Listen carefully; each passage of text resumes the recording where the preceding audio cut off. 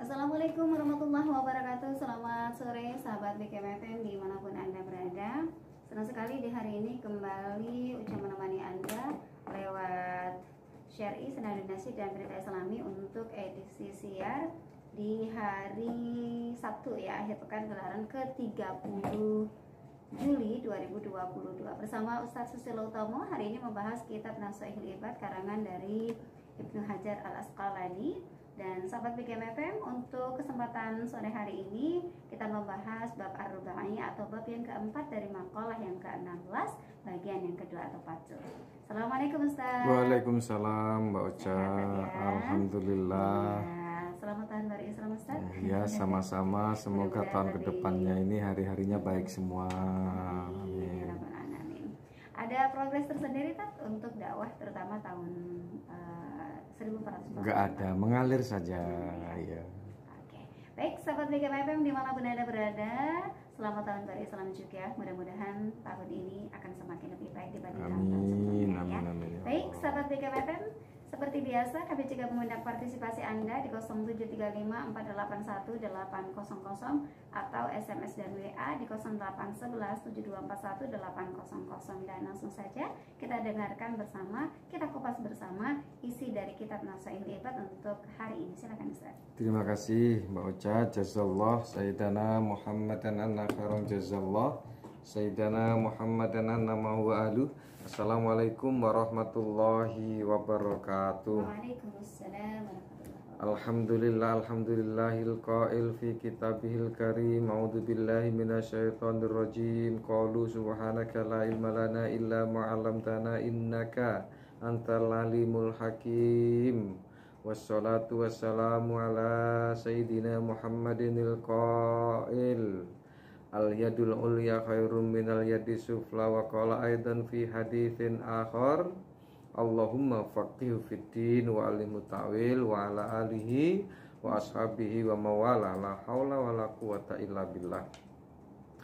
Pendengar kaum muslimin dan muslimat sejangkau siar radio yang sama-sama kita sayangi, yang selalu masuk dalam ruangan hidup kita, insya Allah ruangan batin ataupun ruangan rumah kita, yang sama-sama kita doakan semoga radio ini terus jaya mengudara.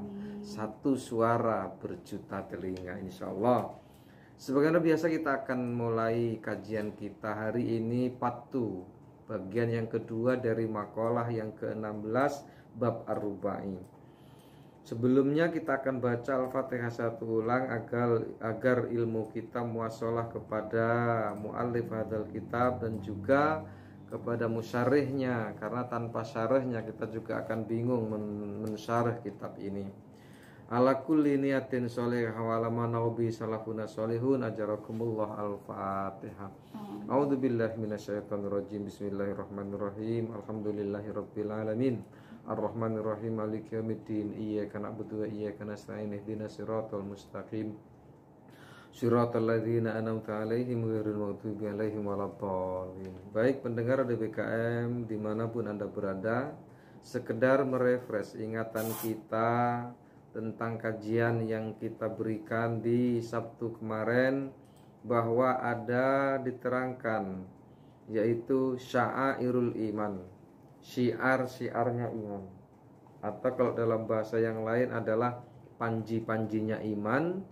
Itu disebutkan di sini yang ditulis oleh Ibnu Hajar Al-Asqalani tentang ini semua, yaitu takwa yang pertama, yang kedua malu, yang ketiga syukur, dan yang keempat adalah sabar.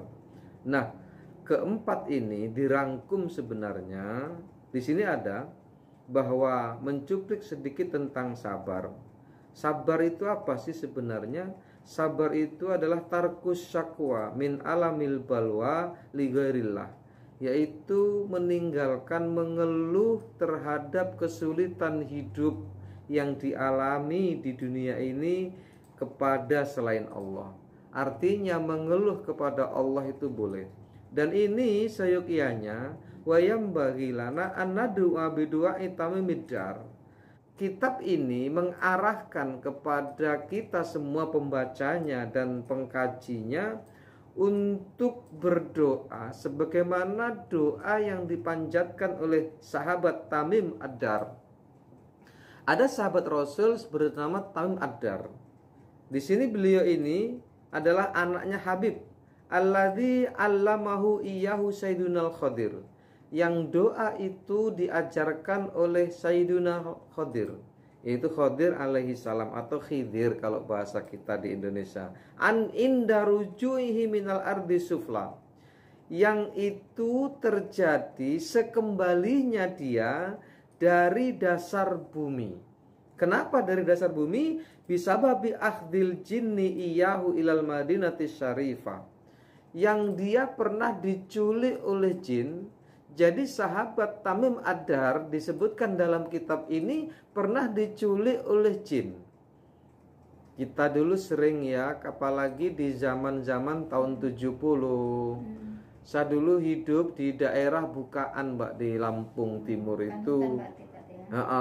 Masih hutan. Itu ada orang hilang 3 hari, Mbak. Dicari di hutan 3 hari itu nggak ketemu. Ternyata 4 harinya pulang sendiri. Begitu ditanya, dia itu ternyata pernah nggak sadar, tapi begitu sadar di alam lain gitu, nah, Mbak. Artinya dia dibawa ke alam sana. Tetapi akhir-akhir ini di zaman HP ini nggak ada lagi cerita itu, Mbak. Apakah memang jinnya sudah nggak iseng-iseng lagi atau bagaimana? Ternyata di dalam kitab ini disebutkan, pendengar ada BKM dimanapun Anda berada, ada sahabat Tamim Ad-Dar bin Habib ini pernah diculik oleh jin sampai dimasukkan ke dalam tanah. Dan begitu dia diculik jin, diselamatkan oleh Nabi Khidir alaihi salam. Kemudian diajarilah beliau doa. Oleh siapa? Oleh Nabi Khidir alaihi salam. Apa doanya kita lihat? Allahumma qanni'na bima razaqtana. Dan ingat pendengar ya, Radio BKM dimanapun Anda berada, kadang doa yang kita panjatkan, yang kita baca dalam sebuah kitab itu asbabul wurudnya itu macam-macam. Ini ternyata sering kita dengar doa ini dibaca oleh kalangan habaib. Saya sering dengar doa ini dibaca oleh kalangan habaib. Apakah dia dari marga Al-Atos atau marga yang lainnya, itu sering dibaca ini. Nah ini. Kemarin kita sempat membahas tentang marga Rasulullah. Oh gitu ya. Sebelumnya. Siapa yang membahas? Baca artikel. Oh, baca artikel. Apalah aja, apa Al-Atos. Ya, Al-Atos. Terus kemudian As-Segaf. As-Segaf. Al-Haddad ya. Siapa lagi ya? Ada berapa? Ada 7 ya. Kalau di Indonesia sebenarnya banyak ya. Tapi yang yang masyhur itu enggak ya. Itu hanya beberapa. Ya, okay. Dan itu ternyata banyak banget, ribuan. Iya. Paling banyak di Jabodetabek. Iya. Nah, ini pendengar, ternyata sudah dikaji oleh Mbak Uca tentang marga. Ada marganya juga gitu. Ya. Nah, doa ini sering saya dengar. Ternyata di kitab ini disebutkan bahwa doa ini asbabul wurudnya itu seorang sahabat bernama Tamim Ad-Dar. Tamim Ad-Dar diculik atau dibawa oleh jin sampai ke dasar bumi, kemudian diselamatkan oleh Nabi Khidir dan dikasihlah doa ini. Kita lihat. Allahumma qanni'na bima razaqtana. Ya Allah, mudah-mudahan Engkau memberikan kepadaku qanaah, kepada kami qanaah. Qanaah itu apa, Mbak? Qanaah itu nrimo. Qanaah itu puas dengan pembagian. Bima razaqtana, dengan apa-apa yang Engkau, hai Allah, rezekikan kepada kami. Jadi puaskan kami ya Allah, konakkan kami ya Allah, jangan sampai kami itu menjadi orang yang rakus. Buatlah hati kami damai.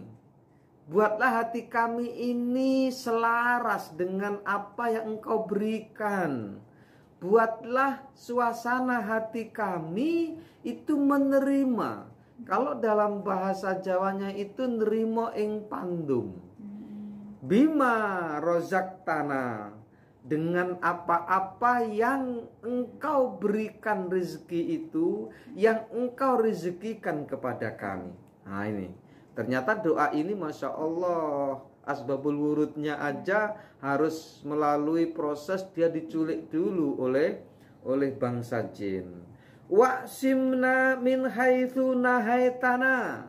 Dan ya Allah, kata Nabi Khidir kepada Tamim Ad-Dar mengajarinya, lindungilah kami dari apa yang engkau larang untuk kami ya Allah.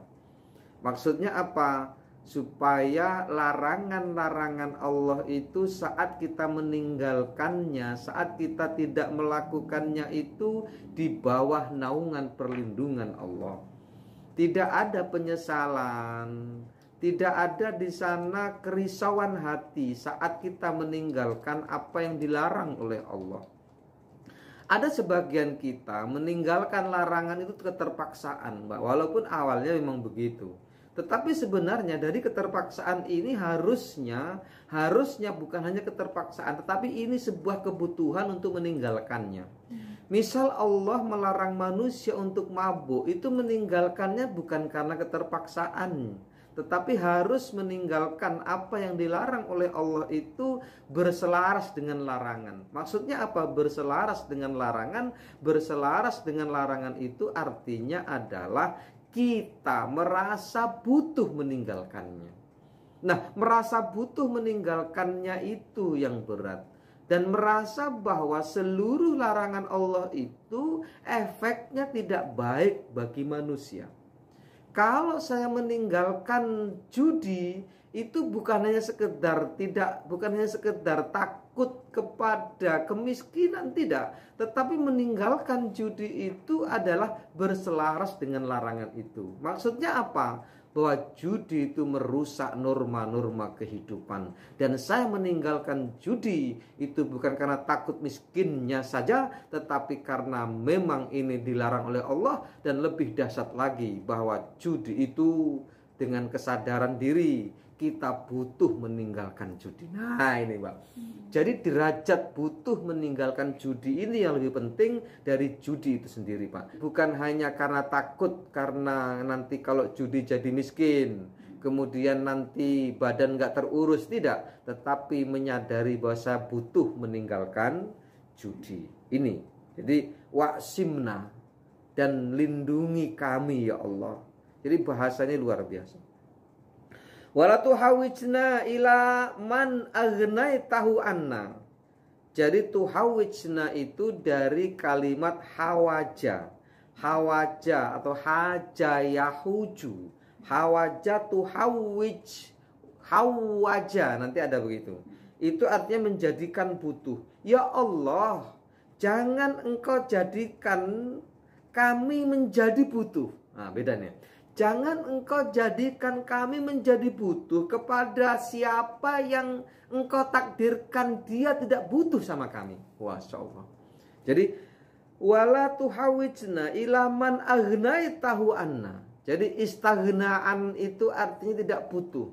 Jadi ya Allah, takdirkan kepada kami agar kami tidak butuh kepada orang, kepada siapapun yang engkau takdirkan mereka tidak butuh kepada kami.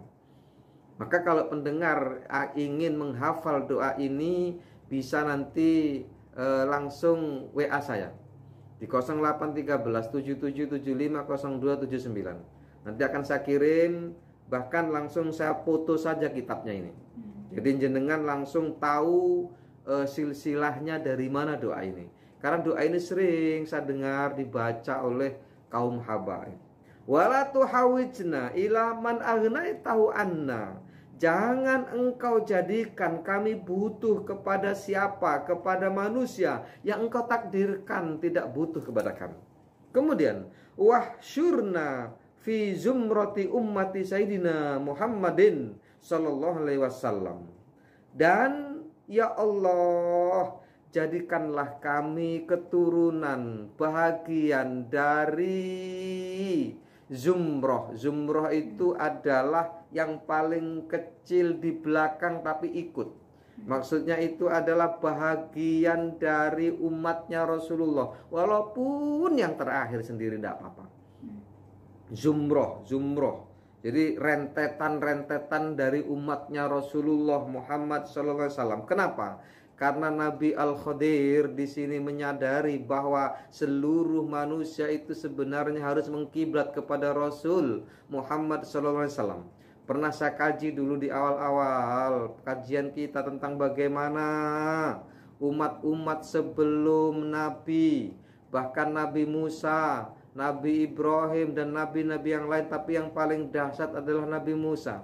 Saat Allah mengangkat Nabi Musa dan menyumpahnya menjadi nabi, itu Allah berwanti-wanti kepadanya, hai Musa, saat nanti di tengah engkau menjalankan tugas sebagai nabi, kemudian nanti lahir seorang bernama Ahmad, maka engkau harus tanggalkan kenabianmu, engkau harus berhenti menjadi nabi, tugasmu habis, dan engkau harus mengikutinya. Itu ada di surah apa, saya lupa itu. Semua nabi sebelum diangkat dan dilantik menjadi nabi, diangkat dan dilantik menjadi rasul, semua dijanji oleh Allah, hai Rasul, engkau sekarang aku angkat sebagai rasul utusanku, nanti saat engkau bertugas menjadi rasul, bertugas menjadi nabi, kemudian nanti lahir seorang bernama ini, maka engkau harus tanggalkan kenabianmu, tanggalkan kerasulanmu, dan engkau tinggalkan itu tugas, dan engkau mengikuti Rasulku Muhammad Sallallahu Alaihi Wasallam. Ini juga menggambarkan ayat ini bahwa Rasul Muhammad itu adalah Rasul yang pertama dan yang terakhir. Itu kajiannya seperti itu di dalam Al-Quran. Ini, jadi kita berdoa agar hidup kita di dunia ini juga nanti akan dikembalikan hidup di akhirat yang kedua nanti menjadi masuk golongan umatnya Rasul Muhammad Sallallahu Alaihi Wasallam. Wabikasihi faskina, ya Allah, dan dengan bejananya, kaksun itu apa ya? Dengan gelasnya, ya Allah, kami diberikan minuman.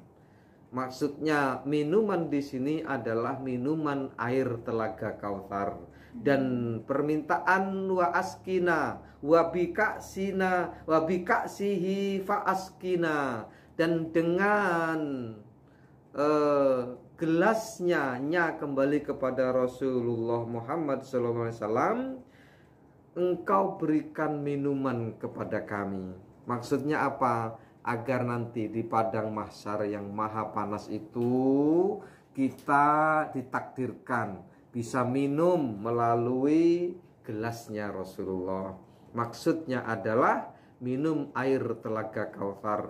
Kita sering mendengar dan kita sering membaca dan kita sampaikan kepada jamaah-jamaah pengajian kita bahwa nanti di padang mahsyar itu manusia dikumpulkan jadi satu, matahari didekatkan sedekat-dekatnya milan, dan itu panasnya sepanas-panasnya, manusia meleleh, manusia tenggelam oleh keringatnya. Tetapi saat itu ada nanti umat Muhammad yang memang beribadahnya tekun, baik hatinya, selalu salim hatinya, maka nanti dengan takdir Allah Rasul Muhammad diutus untuk menyampaikan, untuk membagikan air telaga Kautsar. Seteguk saja kita meminumnya dari air telaga Kautsar yang di tangan Rasulullah itu, maka kita mengarungi di padang mahsyar itu tidak akan merasakan haus sedikit pun. Padahal kita tahu dalam riwayat di padang mahsyar itu bukan sebentar tapi 50.000 tahun, dan 50.000 tahun itu bukan tahun yang kita hitung, tapi tahunnya Allah yang seharinya itu seperti 1000 tahun. Masya Allah, itu luar biasanya. Jadi fi yaumin kana miqdaru alfa sanatin mimma ta'udun. Di surah As-Sajdah ayat 5 disebutkan bahwa satu harinya Allah di akhirat nanti itu seperti 1000 tahun dari tahun-tahun yang kita hitung, yang kalian hitung di dunia ini. Tuh. Jadi semoga kita nanti pendengar Radio BKM dimanapun Anda berada, setelah membaca doa ini kita akan ditakdirkan nanti oleh Allah agar kita menjadi salah satu umat Rasulullah yang diberi minum dengan gelas Rasulullah yang berisi air telaga Kautsar. Kemudian selanjutnya, wa min ma'asika janibna, dan ya Allah takdirkan kami selalu meninggalkan maksiat-maksiat kepadamu ya Allah. Wa ala taqwa amitna, dan juga ya Allah matikan kami dalam keadaan bertakwa. Makanya sampai di khutbah Jumat itu selalu wala tamutunna illa wa antum muslimun illa wa antum muttaqun, sebenarnya seperti itu. Jadi jangan pernah ya Allah engkau matikan kami dalam keadaan tidak bertakwa. Maksudnya bagaimana dalam keadaan tidak bertakwa? Dalam keadaan tidak bertakwa itu adalah dalam keadaan yang sangat buruk, dan sangat buruknya itu digambarkan seperti sifat su'ul khotimah, yaitu seburuk-buruknya penutup. Penutup itu maksudnya apa? Saat kita mati, kita dalam keadaan yang paling buruk. Buruk dalam artian syariat, yaitu apa? Buruk dalam keadaan kita berdosa atau belum sempat tobat. Ada sebagian kita yang ke masjid itu bukan malas tapi enggan banget. Kenapa? Karena mungkin terngiang dalam telinganya bahwa tobat itu hanya untuk kalangan orang-orang sudah tua. Mungkin dia punya paham bahwa sholat itu nggak keren. Yang keren itu adalah mabuk. Yang keren itu adalah pelente hidupnya. Yang keren itu adalah pakai sepeda motor yang besar. Yang keren itu adalah punya mobil yang bagus. Yang keren itu adalah orang yang nggak perlu sholat. Yang keren itu adalah orang yang, Masya Allah, ada sebagian kita yang tidak menyadari bahwa itu adalah pemahaman yang salah. Bahwa manusia yang hebat bukan itu semua, tapi manusia yang hebat adalah manusia yang terpaut hatinya kepada Allah Subhanahu wa Ta'ala. Dan saat kita terpaut kepada Allah, itulah sebenarnya takwa. Kenapa? Karena takwa itu adalah manifestasi dari ihsan. Dan ihsan itu adalah ketika kita berada dimanapun merasa Allah melihat kita. Nah, kalau sudah Allah melihat kita, kita merasa dilihat oleh Allah, salah satunya adalah dari kancah ihsan itu sendiri, itu berarti kita takut kepada Allah. Dan takut itu adalah takwa. Karena takwa itu adalah takut. Takut kepada siapa? Takut kepada Allah Subhanahu wa Ta'ala. Selanjutnya, wa alhimna wa min warathati jannatin naim. Walidzikri alhimna. Ya Allah, dan takdirkan, ilhamkan kepada kami untuk selalu berzikir atas asmamu, berzikir atas kekuasaanmu, berzikir atas apa yang telah kita berikan, yang telah Allah berikan kepada kita. Jadi pemberian Allah itu perlu dizikiri. Makanya sampai ada zikir al-asmaul husna. Itu sebenarnya bagian dari kita minta ilham kepada Allah agar kita terus menzikiri Allah. Menyebut Allah itu saja sudah luar biasa, karena Allah itu adalah al-ismul a'dham, nama yang paling agung dari nama-nama semuanya. Makanya Abul Abbas Al-Mursi itu justru memerintahkan kepada pengikutnya. Dan kita tahu Abul Abbas Al-Mursi itu adalah gurunya Ibnu Athaillah. Itu justru menyuruh umatnya, menyuruh pengikutnya untuk berzikir Allah, Allah, Allah, Allah. Dan ternyata kalau kita sudah masuk ke dalam thariqah, itu justru menjadi wajib menyebut Allah, Allah, Allah dalam sehari itu minimal 5.000 kali. Dan walaupun di sana ada ulama seperti Ibnu Taimiyah tidak merekomendasikan untuk berzikir Allah. Jadi zikir yang diajarkan Ibnu Taimiyah kepada pengikutnya hanya la ilaha illallah, tiada Tuhan selain Allah, dan itu disebut afdhalul dzikri. Tapi tidak masalah, kita tidak akan bahas itu. Yang jelas bahwa kita berdoa kepada Allah agar Allah terus mengilhamkan kita untuk berzikir kepadanya. Kemudian selanjutnya, Wa min warathati jannatin naim faj'alna wa as'idna. Dan juga ya Allah berikan kepada kami, takdirkan kami sebagai pewaris sebagaimana pewaris orang-orang yang masuk ke dalam surga yang penuh dengan nikmat ya Allah. Jadi takdirkan kami semua sebagai pewaris surga. Artinya apa? Surga ini sebenarnya sudah diciptakan untuk manusia, yaitu Adam. Adam pertama kali diciptakan, kemudian dimasukkan ke dalam surga. Nah, makanya doanya di sini, ya Allah, wariskan surga Adam itu kepada saya, kepada kami sebagai anak turunnya Adam. Waj'alna wa as'idna, dan juga muliakan, bahagiakan, sejahterakan hidup kami. Wala tuskina, jangan celakakan hidup kami ya Allah. Jangan menjadikan hidup kami, jangan jadikan hidup kami hidup yang celaka ya Allah. Ya dzal jalali wal ikram, duhai zat yang maha tinggi dan yang maha mulia. Pendengar DBKM dimanapun Anda berada, ada hadis Rasul Muhammad SAW menutup dalam kajian kitab ini. Qala Rasulullah SAW, dzirwatul imani arba'atu khilalin. Dzirwah itu bisa dimaknai sebagai syiar juga, atau panji-panji juga. Jadi panji-panji itu bisa disebut syiar, bisa disebut dzirwah. Apa dzirwah di sini? Dzirwahnya ada 4 juga. Kalau kemarin itu 4, ada takwa, ada al-haya, malu, ada asyukru, syukur, ada asobru, sabar. Di sini ada perbedaan. Ada sabarnya justru di awal. Nah, Rasul Muhammad SAW di sini menggambarkannya justru yang pertama adalah sabar. Jadi syiarnya Islam, syiarnya iman itu menurut Rasulullah adalah as-sabru lil hukmi, yaitu sabar terhadap hukum.